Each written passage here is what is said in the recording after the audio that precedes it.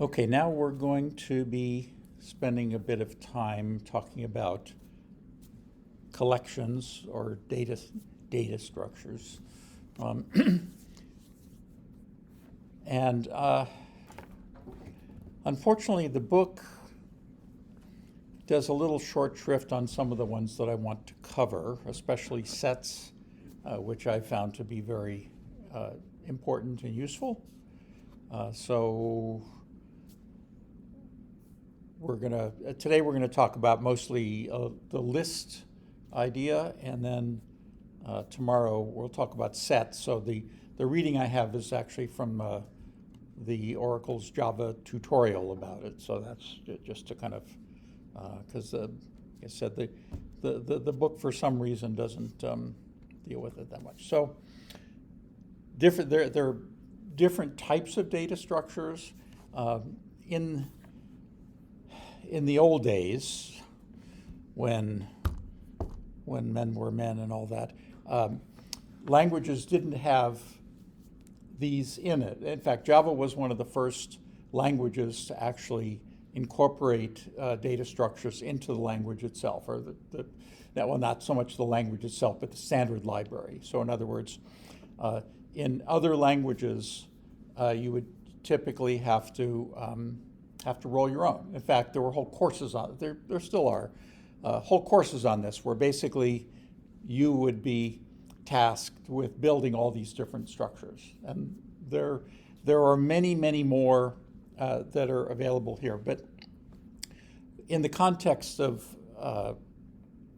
what the objectives of this course is about,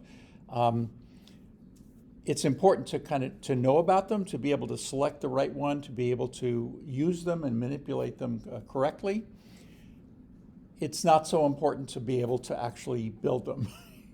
So this is kind of a higher level type of thing. I mean, and in a way, it mimics the higher level programming that this is about. In other words, when you have kind of low level languages like C, or even to a large extent languages like Python, Perl, even JavaScript, whatever. If you want to do some of these high level tasks, then you have to kind of either roll your own or use a library. Fortunately, in those other languages, like in Python, for example, the language itself doesn't really have a rich set of these data structures, but because it's such a popular language, people have written libraries, and so you can pull those in. So it's not like you're out of business, but that's basically what you need to do. So just today, to understand the difference between a list and a set, and then we're gonna dive into the two main list concrete implementations of that a bit. So, where are you here? Why are you not advancing? Okay, so and the Java term is collection, data structure. I like the term collection because data structure is accurate in the sense that how the data is structured is an important thing to understand about how you're going to use it. But I like the term collection because basically you're just kind of collecting a bunch of stuff. So the idea is that a collection it's going to provide these services for adding, removing, and managing the elements that you have. Sometimes they're ordered, and sometimes they're not, and we'll see what that's about. Now, in Java, all the classes are generic. Actually, when they first came out with it, it was before they introduced this generic concept. So what is generic? Generic means that you tell it what type of thing it's going to contain. So in a way, like arrays, if you remember, like an array could only contain one specific type of thing, and you had to declare that. Now, thanks to polymorphism or inheritance, you can declare an array as kind of a higher up on the class hierarchy, and then anything which is compatible with that can go into that array. Similarly, in a collection, you tell it what type of thing it is. Before they introduced this, it was kind of a real pain. I mean, it was powerful, but it was a pain, because the only thing that you could guarantee a class is that it was an object. Remember, object is the granddaddy of all classes. So and under the hood, that's sort of what it does. But so it's like if I had let's say if I wanted to have a list of strings, well, they would only be objects though. So if I pulled one out, it would just look like an object, and so I'd have to cast it to a string, and that led to problems when they introduced generics. And we've seen one example of generics already with that optional thing. So it's the same syntax. You have this angle bracket, and so an array list bracket string is an array list which can contain strings and nothing else. And the advantage of that is, like arrays and like strongly typed variables, I can only put strings in this. I can't if I try to put something else in it, the compiler will stop me.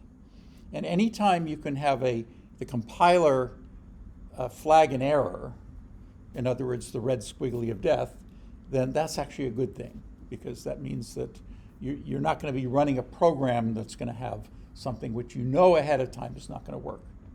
That's what, I know you've probably heard me harangue about this more than you like, but I mean, the problem with untyped languages and uncompiled languages is that you can run into problems that you're not aware of until you're running the program. So ideally, if all errors were compile time errors, then programs, it would just be so much easier. So the implementation of a particular type of collection, and today the main two ones are lists and sets.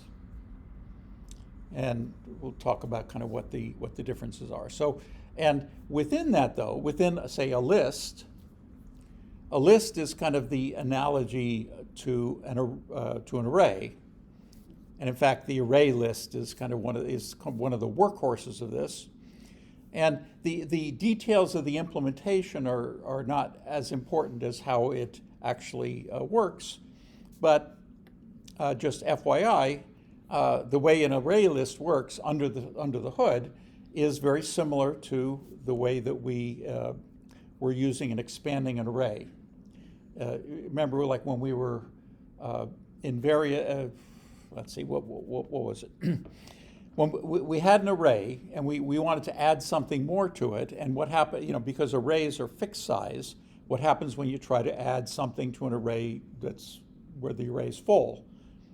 So unlike Python arrays or JavaScript arrays, it just doesn't do that. And so what we had to do, if you remember, was when we go to add, we realized, okay, we're out of space, and so what we did was we copied it into a bigger array and then just kept putting things in. So that pattern is how the array list does things under the hood. So it's not so, how should I say, you don't need to know that in order to use it, but that's something to just kind of understand. In other words, with an array list, we don't have to do that. The array list does that for us.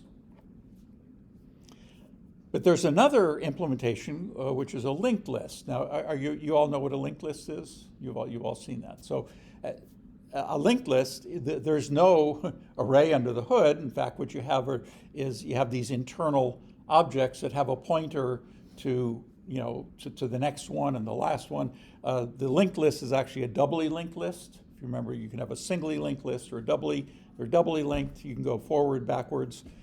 So there's no underlying array, but when you go to add something, it just updates the link. So we'll kind of look at that. So, but they're both a list. And so, and we'll kind of see what that's about. So, so they're abstractions, and they hide that underlying detail. In other words, if we're using one of these, then we don't need, it's the principle of ignorance and apathy, as it were. We don't need to know or care how it's doing it under the hood, although it doesn't hurt to know a little bit about that, but that's not important. The idea is to separate the interface of the object from the underlying implementation. In other words, all we care about is, in the case of a list, conceptually the items are ordered in the order that we add them. I mean, we can kind of we can kind of change that if we want, and we'll sort of peek at that. I can't think of a use case in an actual program where I've used that capability. When I have these, I always just sort of add them to the end. Another term, abstract data type. I mean, the idea is that what you do with that abstract data type, which is basically adding, removing, asking it how big it is, et cetera, and again, separating out the interface. This is just sort of another term that you'll understand. So, I mean, essentially, collection, abstract data type, data structure. I mean, they're sort of interchange. I mean, you can kind of split hairs about exactly what the different meanings are. For our purposes, they're all more or less the same. Okay, so this is something that is it's somewhat simplified. There's actually an abstract. There are abstract classes they've introduced here in terms of the implementation, but for our purposes, those we don't really interact with those. But this is these are all the three interfaces: collection, list, and set are interfaces, and you all know what interfaces are. In other words, they simply specify what methods can be invoked on them. And so for every collection, regardless of whether it's a set or a list, I have things like add and size. Those are the two main ones. So we can add something, and we can say, ask it how big it is. There are lots of others, but those are sort of the biggies. But they're specified. Now, notice that this looks like a class hierarchy diagram. And so, in other words, an interface, we can sub interface, as it were. An interface can be a can extend another interface. So list extends the interface list extends the list collection. The interface set extends the list collection. And what does that mean? In a way, inheritance in interfaces is sort of the inverse image of inheritance in classes. So in classes, when I inherit something, I get everything in the superclass. So I've gained something. In other words, if I subclass a concrete class, then I get everything in the superclass, and then maybe some more stuff that I want to add. So that's kind of a benefit. Now, an interface, you can think of an interface like a contract. So in this case, the array list implements the list interface. So the array list has signed a contract that says, I will implement every method in this interface. And so the implication of that, or the consequence of that, is that when I inherit, when I subclass an interface, I've actually added to the work I have to do. So for example, the list interface adds more methods that have to be implemented in addition to the collection interface. So while class hierarchy reduces the amount of work I have to do because I can reuse the work that is done in the superclass, inheriting interfaces adds to the work I have to do. So it's like, the inverse image of that. So, and there are, it's important to understand this because there are situations where, I may need to kind of go back and forth between, say, a set or a list, or use different types of data structures for the same set of data. And especially if I'm kind of going back and forth between a list and a set, I want to describe it just as a collection. Now, if I'm only dealing with lists, I can go back and forth between an array list and a linked list in my implementation if all I know is that it's a list. In other words, if I declare an object reference as a list, then I can instantiate it with either an array list or a linked list. And so that allows me to choose the one that I want based upon other criteria, and we'll talk about what that is. Likewise, in a set, if all I know is something is a set, I can instantiate it with a hash set or a linked hash set, and if I want things to be sorted, I can, there's an additional interface of sorted set and one concrete implementation called a tree set. And we'll be dealing with all those in subsequent classes. But first, the list interface. So, so the idea is that the add method, that is specified by the collections, the collection interface. It appends to the end. So it's basically the same thing as what we were doing with the when we were having our roll our own expanded arrays. But it expands it if necessary. But in addition to that, because the list, think of what is a list? Well, list, you have the first, the second, the third, the fourth, etc. So in programming, there's the 0, 1, 2, 3. Again, the zero-based indexing permeates everything and is basically a pain in the butt, but we have to deal with it. So we can reference, insert, or remove items by the index. So I can remove the 5th index, for example, or I can insert at index number 3, or I can say what is the second index. And for whatever reason, you might want to do that. So that can be there. And this is one of the crucial things about a list as opposed to a set. It can contain duplicates. And we'll see an example of that. The two main concrete implementations are the array list. So the array list is like an array, and in fact is literally an array under the hood. But the key here is that it takes roughly a constant amount of time to add it. So if I don't, taking away the possibility of it having to expand, but once the underlying array is sort of big enough to handle everything, it's a constant amount of time. So I add it, it adds it to the last thing, and under the hood, it's pretty much what we were doing. It keeps a pointer to, okay, where am I going to put the next element?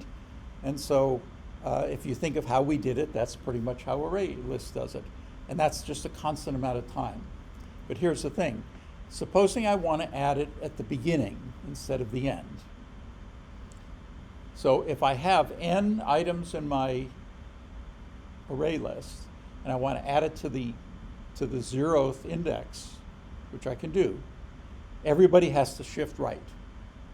So that's going to take, instead of a constant amount of time, that's going to be pretty much linear in the number of items that I have. Now, for relatively small amounts of data, that's not such a big deal. For large amounts of data, it is.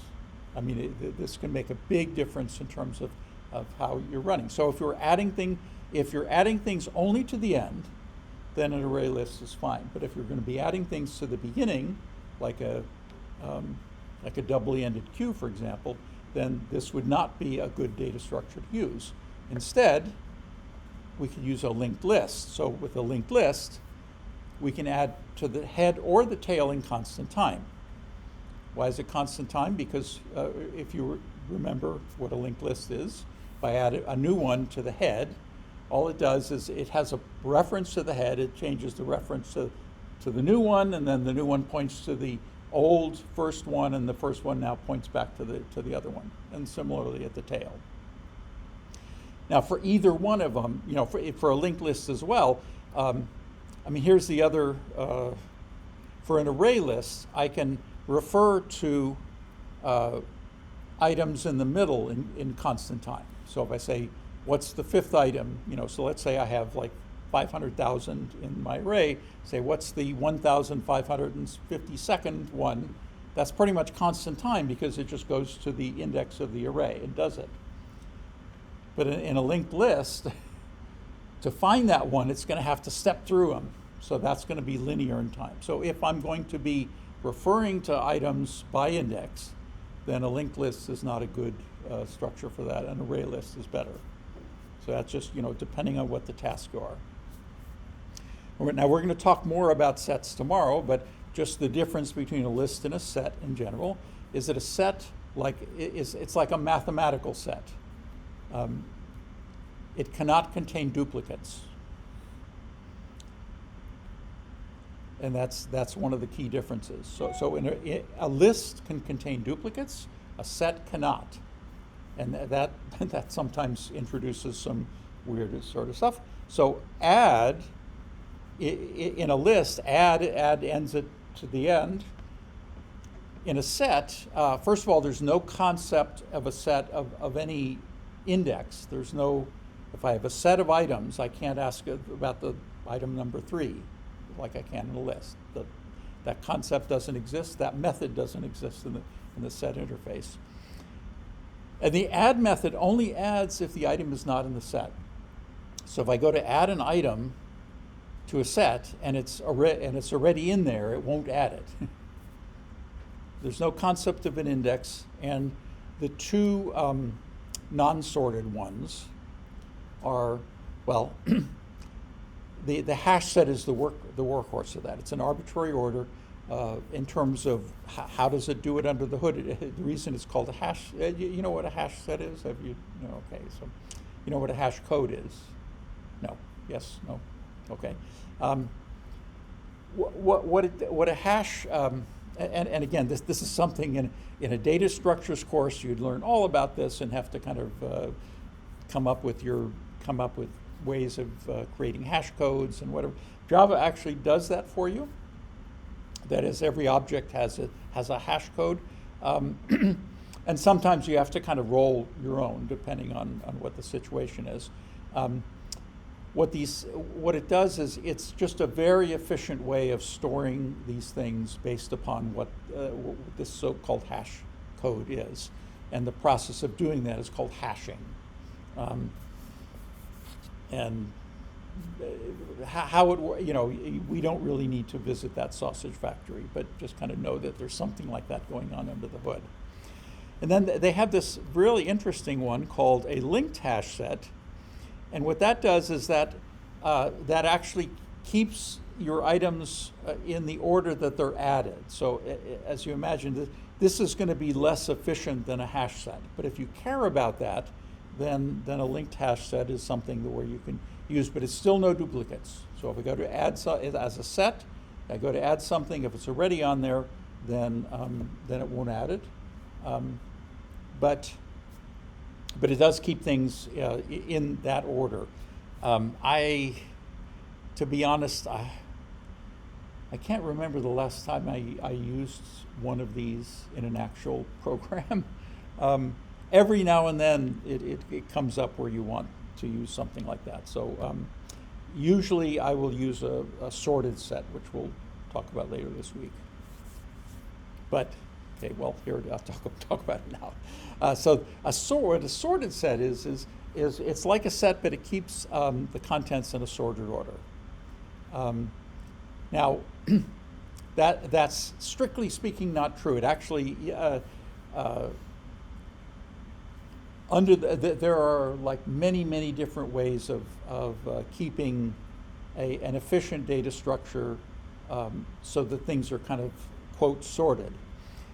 They are typically not actually kept in sorted order, but you can kind of get them in sorted order. There are data structures such as trees and there are a variety of different data structures.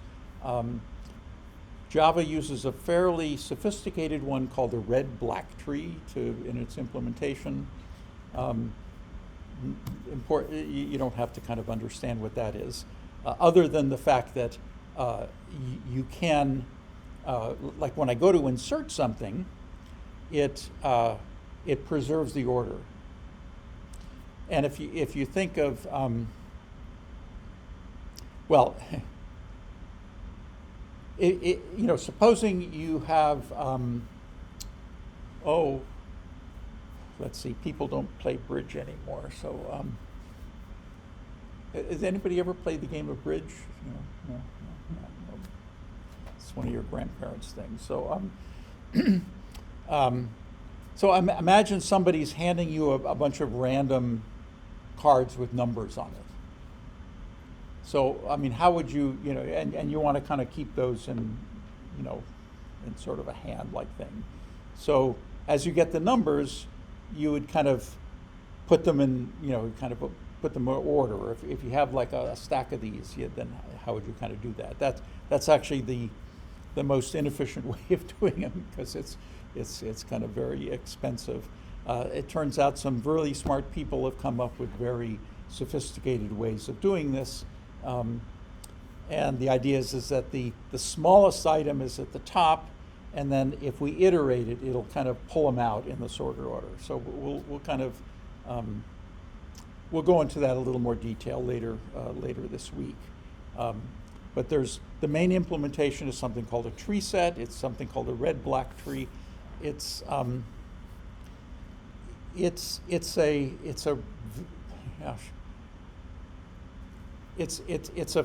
very efficient, but not necessarily optimal for a given application. So I would say that, like, if someone were writing a program to do this, and they were, let's say, in the top 5% of programmers in the world, then they could probably roll their own in a way that's more efficient than this. But if they're not, and I speak from experience, then it's hard to beat. In other words, you have to be kind of a wizard to beat this. It can be beaten. I mean, in other words, it's like one data structure to handle everything, and just in general, for certain specific applications, there are different data structures that would be more efficient. The problem is that in order to kind of beat this with the one in Java, you have to be just really, really good. So, I've tried, I can't. So, okay. So again, generics. We've talked about this.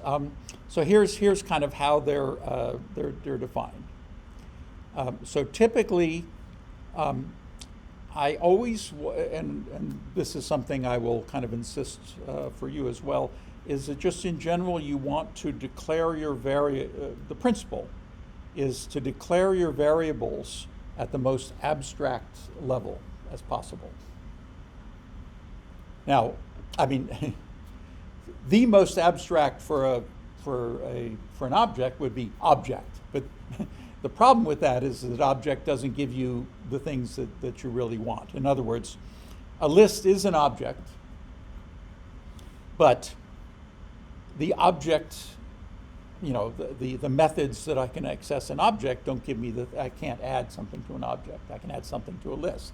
I can ask it how big it is. I can remove something from a list. Can't do that to an object. So if I'm doing a list-like thing, then I want to declare it as a list. And then I need to tell it what is in there. Now, Java, for historical reasons, when Java first introduced these, it was before generics. So before generics, I wouldn't have this, I wouldn't, I'd just say list, and then do that. And that's really discouraged. I mean, why? Because when you do business that way, you don't have the type safety. Now, and it looks like the book somehow didn't get the memo about that. Now, when they first came out with it, you had to put string in here, and then people started complaining because all that typing hurt their little fingers. But they said, well, look, I mean, if I declare a list to only contain strings, and when I instantiate it with something which is compatible with the list, then having to put string here is redundant. In other words, I know that this can only put strings. So they said, okay, well, this is a so-called diamond sort of thing. So you don't, like in the book, I guess the book somehow didn't get that memo, or it was before they introduced this. So this is typically how you do it. So you just sort of have the angle bracket. So this can only contain strings. So here's how I would define a set that, in this case, would contain integers. And I instantiate it with I have to instantiate it with a concrete class. Now, if if you remember with the object wrappers, there were integer, double, long, floats, which we shouldn't use, but they were a subclass of number. So if I wanted to have both integers and floating point numbers in, I would put number here, and that way I can put integers or doubles or whatever I want. In this case, I can only put integers in, and in many cases that's what I want. Okay, so no primitives, but they have to be wrapped. And then if you remember, we talked about autoboxing, and then when they first came out, you had to wrap it yourself, and then they said, well, come on, that's something that the language can figure out, and so it does. So for example, with this set here, if I want to add a primitive number, though under the hood, it converts the primitive into an integer object with that particular value, and then adds it. So under the hood, it does the autoboxing, and also when you take it out. We'll see an example of that. Okay, so array list. So it's an expandable array. It implements the list intercept. It has the concept interface. It has the concept of an index. Adding at the end, constant time. Adding at the beginning, linear. And then getting at any is sort of constant time in size on average. So if I, constant time. Why? Because under the hood, if I say give me any index, it just goes to the array. And that's very simple. So let's yeah.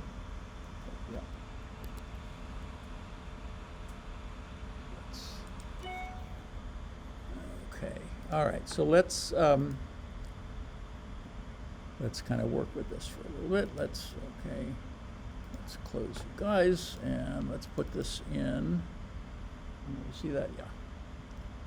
Let's put this in a new package called collections. So hopefully you're starting to see the organization of code roughly by function, and so with relatively small programs, that's not such a big deal. When you get to larger ones, then it becomes very important to kind of organize things that way. So let's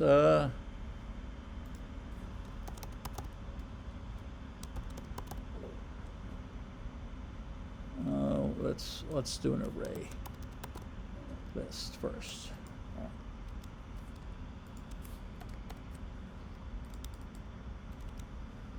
Okay, what Okay. So now there. Okay. So let's do a string. And we need to fix imports. You want to make sure you have the right one, because there's a Java AWT list, which is an entirely different thing that you don't want to work with. If you okay, so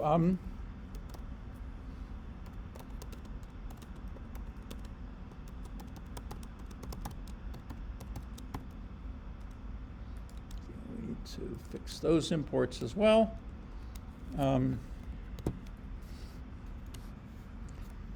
Now the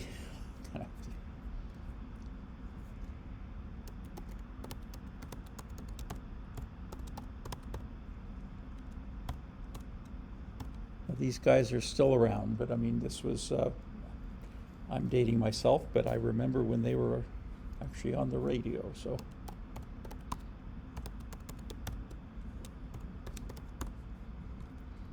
As the original group was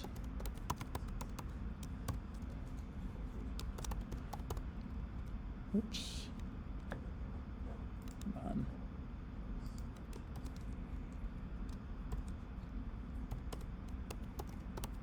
So here we're just sort of adding.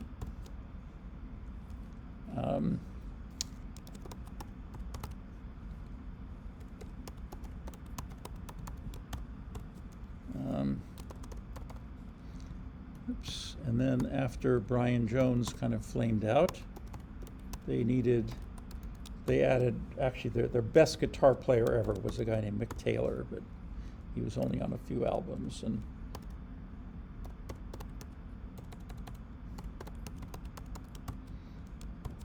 then they finally got, what's his name, Ron. All right, so now, so that's how we add a bunch of things to it. Now notice no red squigglies. I mean, if I try to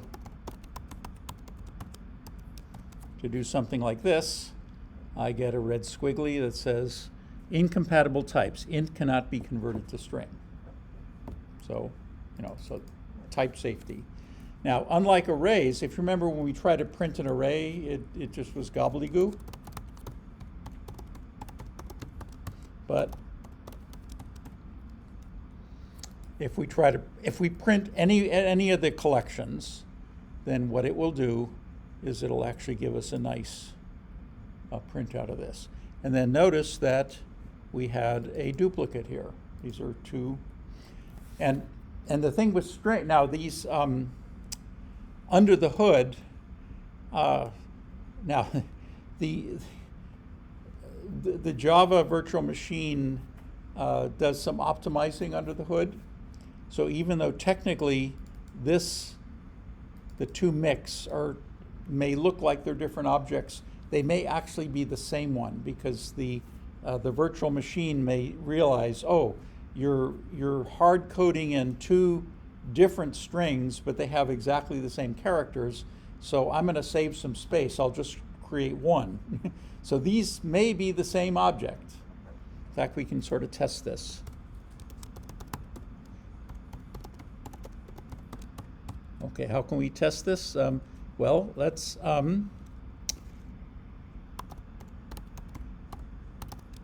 we can get the item at index 1, 2, 3, 4, 5, and the index fun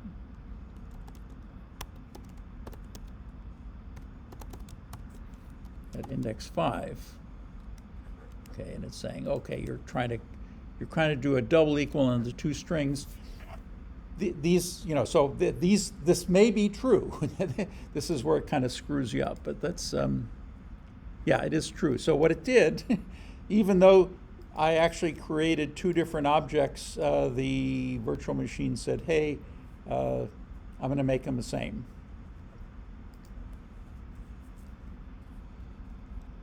Okay, so now, unfortunately, it turns out that I can remove items. Oops.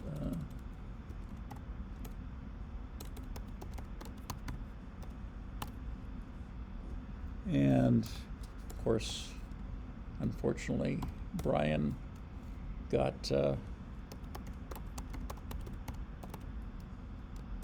and then, yeah, now everybody sort of shifts over. So after I remove it, he would be not 0, 1, 2, 3. He would be at 2. And then Mick Taylor left, so that would be 5, 3.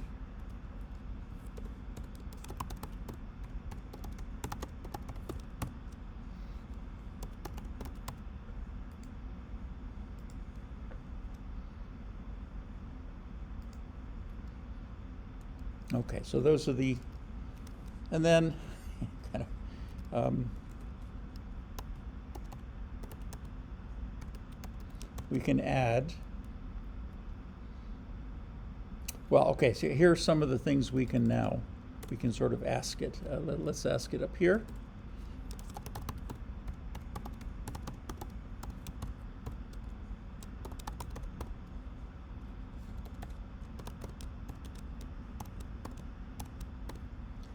And every collection we can ask, does it contain?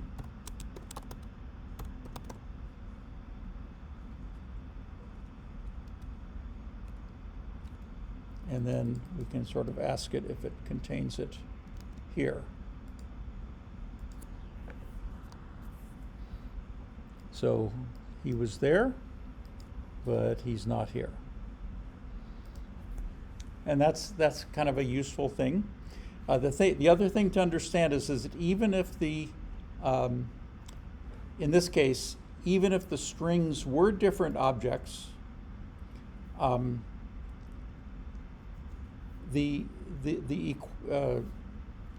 the hood, it would, well, yeah, for lists, it can contain duplicates, so it doesn't really matter. The other thing is, all right, chat, let's change this to a print F. And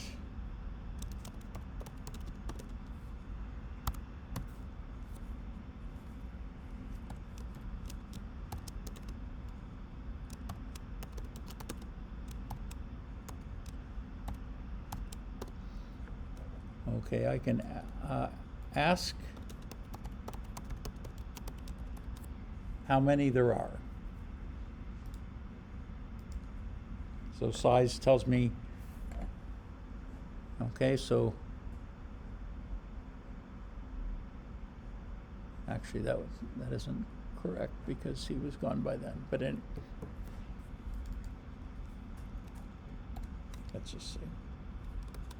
Those are all of them.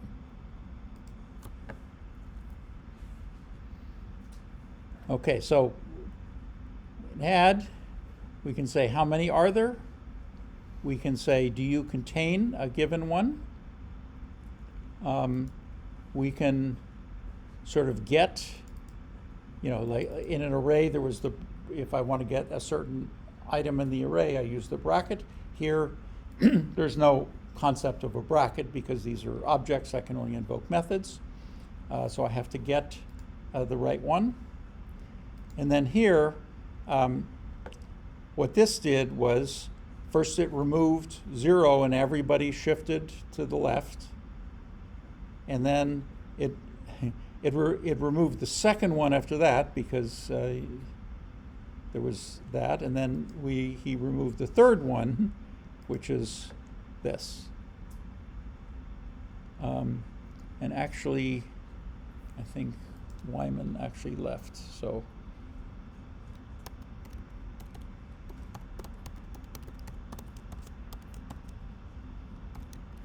Oops, remove. Yeah, so they're down to just them. And then as someone was pointing out that that the Rolling Stones don't have a bass guitar or a drummer, and the Beatles these days only have a bass guitar and drummer. So I'm saying, hey, that's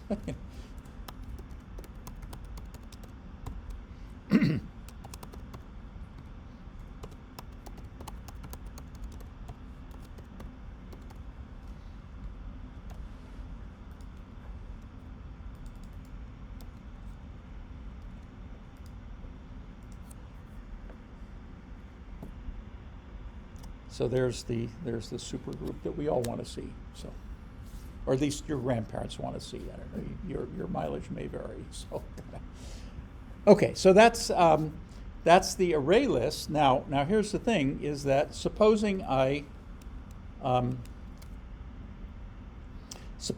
want to change that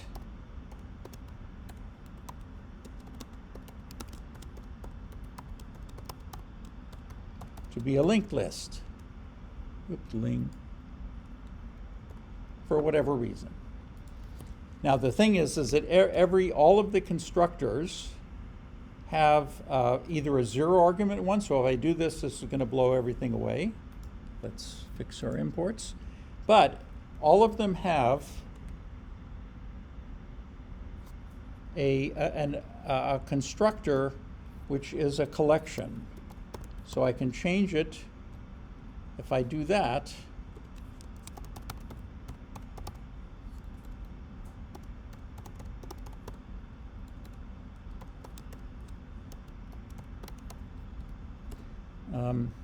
What's that?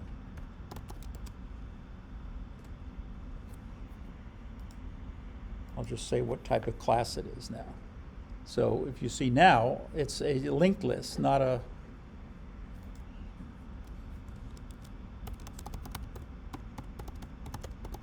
see every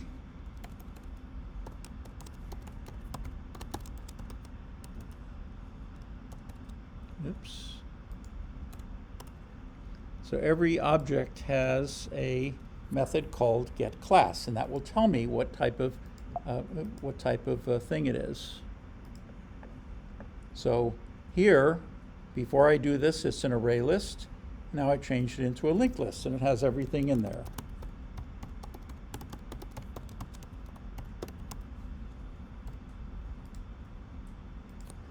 So you can fairly easily move back and forth between a different thing. Now I couldn't, if I declared this to be an array list to begin with,